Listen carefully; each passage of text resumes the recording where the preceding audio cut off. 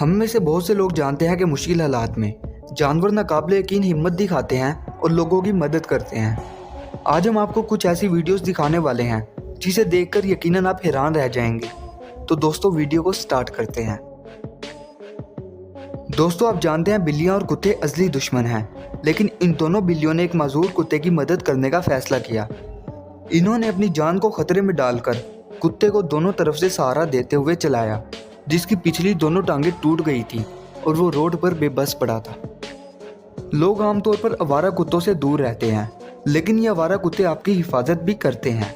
देखें कैसे एक कुत्ते ने एक खातून की जान बचाई जब एक चोर ने खातून पर हमला कर दिया था।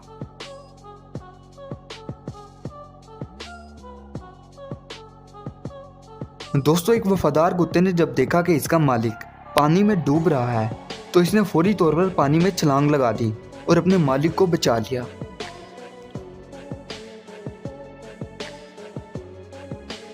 दोस्तों मैगबस नामी एक कुत्ता जिस तरह से अपने माजूर मालिक की मदद करता है काबिले तारीफ है।